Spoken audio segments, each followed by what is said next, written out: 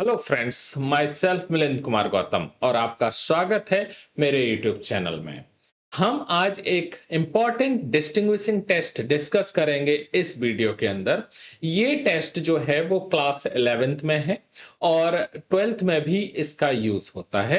Aldehyde ketone chapter में इसका एक क्वेश्चन भी है। बच्चे पूछते हैं ये टेस्ट क्या होता है, क्योंकि 11th की चीजें कुछ 12th में आके आप लोग भूल जाते हैं, लेकिन जी मेंस और नीट के लिए भी ये जरूरी है, इसलिए ध्यान से पढ़ें। टेस्ट का नाम है वेयर्स टेस्ट या फिर इसको बायर्स टेस्ट भी कहा जाता है। मेनली ध्यान रखने की चीज है कि ये एल्कलाइन केमनोफोर सॉल्यूशन के साथ किया जाता है। Alkaline केमनोफोर solution. तो हम इस वीडियो में थोड़ा सा डिटेल में पढ़ेंगे कि रिएजेंट होता क्या है, ये एल्कीन और एल्काइन के साथ कैसे रिएक्शन करता है और साथ में बाकी सभी के साथ में भी ये रिएक्शन करता है, क्योंकि केमनोफोर एक अच्छा ऑक्सीडाइजिंग एजेंट है जो ऑर्गेनिक केमिस्ट्री में बहुत ज्यादा यूज होता है। इसीलिए और जो एल्डिहाइड हैं, अल्कोहल हैं या फिर बेंजाइल अल्कोहल हैं, उनके साथ भी ये किस तरीके से रिएक्ट करता है, किस तरीके से कलर चेंजेस होते हैं, उन सभी को हम यहाँ डिस्कस करेंगे। तो दोस्तों, आपको मेरा मटेरियल अच्छा लगता है, मेरा पढ़ाने का तरीका अच्छा लगता है और समझ आती हैं चीजें, तो लाइक कीजिए, सब्सक्राइब कीजिए, शेयर कीजिए और कमेंट करना तो बिल्कुल मत भूलिए। तो पढ़ते हैं केमेनोफोर टेस्ट, वेयर्स टेस्ट। तो यहां पर क्या है, क्वालिटेटिव टेस्ट फॉर अनसेचुरेशन। तो सबसे पहले तो ये क्वालिटेटिव टेस्ट क्या होता है। टेस्ट दो टाइप के होते हैं, क्वांटिटेटिव और क्वालिटेटिव। क्वांटिटेटिव टेस्ट का मतलब है जिसमें हम सैंपल के अंदर जो भी कंपाउंड है उसके अंदर जो एलिमेंट है उनका परसेंटेज निकालते हैं। ठीक है, जैसे सपोज दैट हमारे पास मिथाइल अल्कोहल है, तो मिथाइल अल्कोहल में कार्बन, हाइड्रोजन, ऑक्सीजन है, तो हम इनका परसेंटेज निकालेंगे, तो उसको क्वांटिटेटिव टेस्ट कहा जाएगा। क्वालिटेटिव टेस्ट वो होगा जिसमें हम सिर्फ एलिमेंट को रिकॉग्नाइज करेंगे बाय एक्सपेरिमेंट, तो उसको क्वालिटेटिव टेस्ट कहा जाता है। इसमें हम क्या करते हैं, क्वालिटेटिव टेस्ट की तरह इसको यूज करते हैं। अब क्वालिटेटिव टेस्ट है किसके लिए, अनसैचुरेशन यानी डबल बॉन्ड और ट्रिपल बॉन्ड यानी एल्कीन और एल्काइन के लिए।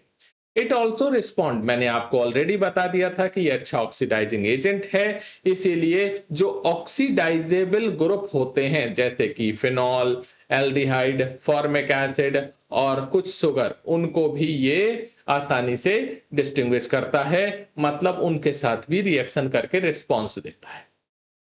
यहां पर सबसे पहले वेयर्स रिएजेंट के बारे में जान लेते हैं, होता क्या है। ये होता है cold dilute alkaline potassium permanganate solution. अब इसमें 1% केमनोफोर मास बाय वॉल्यूम यूज किया जाता है, ध्यान रखिएगा, 1% केमनोफोर मास बाय वॉल्यूम। इसको एल्कलाइन किया जाता है Na2CO3 या फिर NaOH के साथ में। अपीरियंस क्या होगा, पर्पल वॉयलेट सॉल्यूशन दिखेगा, पर्पल कलर का सॉल्यूशन दिखेगा। अब की विजुअल्स क्या है, मतलब देखने पर क्या आपको पता चलेगा। पर्पल कलर जो है वो टेस्ट के दौरान डीकलराइज हो जाएगा और साथ में ब्राउन पीपीटी मिलेगा, किसका, MnO2 का। जब ऐसा हो रहा है इसका मतलब टेस्ट क्या हो गया, पॉजिटिव हो गया। डीकलराइजेशन हुआ पर्पल कलर से और ब्राउन MnO2 का पीपीटी मिला, तो टेस्ट पॉजिटिव है। अब देखते हैं आगे। तो देखिए यहां पर ये क्या है, माइल्ड ऑक्सीडाइजिंग एजेंट है, कोल्ड डाइल्यूट एल्कलाइन मीडियम में लिया जाता है। अब ये क्या करता है, जो एल्कीन होती हैं, ऐसा करते हैं, हम पहले रिएक्शन देख लेते हैं फिर थ्योरी पर आते हैं। ये देखिए ये एल्कीन है, ठीक है। यहाँ पर हमने डाइल्यूट केमनोफोर लिया, देखिए टेम्परेचर कम है यानी 0 डिग्री सेंटीग्रेड लिया है, तो यहाँ पर कोल्ड लिखा था, ओके। अब उसके बाद ये दोनों का मतलब क्या है, दो हाइड्रोजन एक ऑक्सीजन, दो हाइड्रोजन और दो ऑक्सीजन, ठीक है। तो इसमें क्या होते हैं, ये दोनों OH जो है वो सेम साइड से अटैच हो जाते हैं। सेम साइड से अटैच होने का टेक्निकल टर्म है सिन एडिशन। और जब OH किसी एल्कीन पर अटैच होते हैं तो उसको हाइड्रोजाइलेशन कहा जाता है, हाइड्रोजाइलेशन। तो इसको क्या कहा जाएगा? सिन हाइड्रोजाइलेशन। तो जो डबल बॉन्ड है वो गायब हो गया और उस पर दोनों साइड यानी सेम साइड से OH अटैच हो जाते हैं और क्या बनता है? विसिनल ग्लाइकॉल बनता है। और जो MnO4 माइनस के MnO4 का जो आयन है जो कि पर्पल कलर का होता है वो MnO2 यानी ब्राउन पीपीटी बना देता है। अगर ब्राउन पीपीटी आ रहा है, उल्टा समझ सकते हैं, ब्राउन पीपीटी आ रहा है इसका मतलब आपने सैंपल में एल्कीन लिया है जिसने MnO4 माइनस को MnO2 में चेंज कर दिया है। अब देखते हैं theory. Alkene are oxidise to vicinal diol और vicinal glycol by syn addition, आप समझ सकते हैं, ठीक है। अब उसके बाद है alkyne are oxidised often slower initially to diketone under stronger और longer condition further cleavage to carboxylate ion. इसका मतलब ये है कि जैसे कि ये हैं, ये पहले सबसे पहले डाइकीटोन में चेंज होंगे इस तरीके से और फिर उसके बाद में बीच वाला ये बॉन्ड ब्रेक हो जाएगा और कार्बोक्सिलेट और CO2 बनाएंगे। CO2 इसलिए लिखा है क्योंकि अगर किसी में जैसे इथाइन ले लिया हमने तो उसमें एक ही कार्बन होता है, ब्रेक करने के बाद तो वो CO2 देगा, लेकिन अगर ज्यादा कार्बन है तो कार्बोक्सिलेट आयन बनाएगा। अब इस रिएक्शन में हुआ क्या है ये ध्यान रखना है, बहुत इंपॉर्टेंट तरीके से मैंने आपको पॉइंट वाइज बताया जिससे आपको कंफ्यूजन ना हो। MnO4 माइनस जो कि पर्पल कलर का होता है वो किस में चेंज हो जाता है? MnO2 में, सॉलिड में यानी ब्राउन पीपीटी में, जिससे कलर जो हो जाता है वो डिसअपियर हो जाता है और ब्राउन पीपीटी फॉर्म हो जाता है। तो ये है पूरी थ्योरी, इसको इसकी रिएक्शन और आसानी से समझने का तरीका।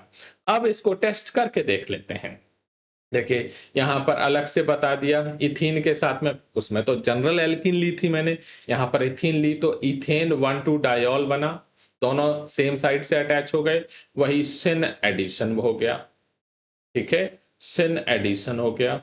दोस्तों इससे अच्छा मटेरियल, इससे अच्छे रिप्रेजेंटेशन के साथ आपको कोई नहीं पढ़ा सकता, मैं गारंटी लेता हूं। चाहे तो आप कमेंट बॉक्स में लिख दीजिए कि और कौन पढ़ाता है। आप यहां पर प्रोपीन ले लेंगे तो यहां पर OH अटैच हो गया सेम साइड से, तो क्या बन गया? ये प्रोपेन 1,2 डायोल बन गया, ठीक है। अब करके देखते हैं। देखिए हमने प्रोसीजर क्या लिया, इसमें सीधा सीधा है 1 ml ऑफ वेयर्स रिएजेंट लिया क्लीन टेस्ट ट्यूब में, 2 to 3 drops of organic sample मतलब एल्कीन या एल्काइन जिसको आपको टेस्ट करना है, shake to mix, use tiny amount of ethanol only if necessary. Ethanol एक सॉल्वेंट होता है मतलब दोनों को मिक्स करने के लिए यूज होगा, ठीक है। और ठंडा करेंगे। अब क्या ऑब्जर्व करेंगे? देखिए सबसे पहले क्या है, ये जो रिएजेंट है खुद क्या है? पिंक कलर का है, पिंक मतलब वॉयलेट कलर का होता है, थोड़ा डाइल्यूट कर देते हैं तो पिंकिश दिखने लगता है। रिएक्शन आपके सामने है कि MnO4 किस में चेंज हो रहा है? MnO2 में। इसी के क्या बनते हैं? ब्राउन पीपीटी बनता है। जब ये वाला जो है सॉल्यूशन वो क्या है? स्टार्टिंग में मतलब जब तक मिक्स नहीं किया तो वो क्या है? कलरलेस है, ठीक है, कलरलेस है, ओके। अब उसके बाद जब हमने इसको मिक्स कर दिया मतलब इसमें से जो ड्रॉप थी वो यहां चली गई, ओके। जब ड्रॉप चली गई है तो जो कलरलेस सैंपल था वो जस्ट ड्रॉप डालने के बाद क्या हो जाएगी? थोड़ी सी लाइट पिंक हो जाएगी। मतलब इसका ये मतलब है कि अभी रिएक्शन स्टार्ट होना शुरू हुई है, रिएक्शन कंप्लीशन नहीं हुआ है, जस्ट मिक्स किया और रिएक्शन हो रही है, मतलब ये प्रोसेस है ड्यूरिंग रिएक्शन का। तो यानी ये रिएक्शन हो रही है, अभी पूरी तरीके से प्रोडक्ट बने नहीं है या फिर हम कहें कि पूरी तरीके से रिएक्टेंट कंज्यूम नहीं हुआ है।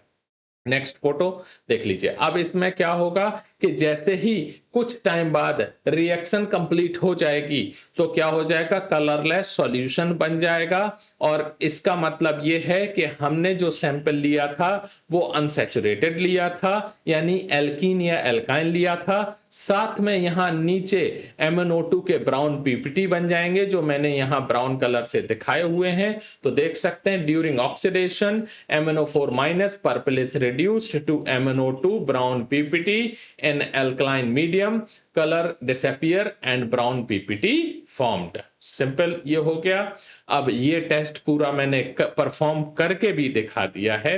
अब इसके बाद एक टेबल से समझ लेते हैं, क्योंकि पूरा जितनी इनिशियल थ्योरी है सारी मैंने टेबल में डाल दी, जिससे आपको बहुत आसानी से समझ में आ जाए। एल्कीन है, रैपिड डीकलराइजेशन और पर्पल और of purple and brown MnO2 PPT form होगा। इसमें क्या होगा, विसिनल डायोल बनेगा, सिन एडिशन होगा।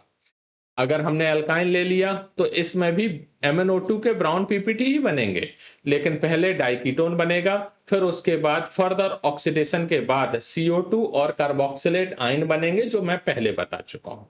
अगर आपके पास बेंजीन और एरोमेटिक रिंग है या फिर कोई बेंजीन के साथ में कोई ग्रुप अटैच है तो उस पर रिएक्शन नहीं होगी, क्योंकि ब्रोमीन में जो डबल बॉन्ड होते तो हैं लेकिन वो ज्यादा स्टेबल होते हैं क्योंकि उसमें रेजोनेंस होती है। Aromatic ring resist oxidation under these mild condition, मतलब अगर आप पावरफुल कंडीशन लेंगे यानी कॉन्सेंट्रेटेड लेंगे या और हीट करेंगे तो उस केस में ऑक्सीडेशन हो सकता है, लेकिन इस केस में यानी जब टेम्परेचर कम होगा, माइल्ड केस में नहीं होगा। अब फिनॉल के साथ क्या होगा, फिनॉल के साथ भी डीकलराइजेशन होगा, ठीक है, और इसमें ब्राउन पीपीटी बनेगा फ्रॉम फिनॉल जो है are readily oxidise false positive of unsaturation. इसका नाम दिया जाता है फॉल्स पॉजिटिव ऑफ अनसैचुरेशन। उसका रीजन ये है कि जैसे बेंजीन नहीं देता लेकिन एल्कीन देता है।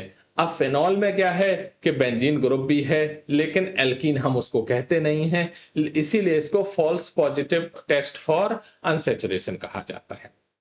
एल्डिहाइड जो है ऑक्सीडाइज हो जाते हैं। फॉर्मिक एसिड एक अकेला ऐसा कार्बोक्सिलिक एसिड है जो KMnO4 के साथ रिएक्शन करता है, और जैसे शुगर है, शुगर में तो एल्डिहाइड होता है, कीटोन होता है, तो वो टेस्ट देते हैं।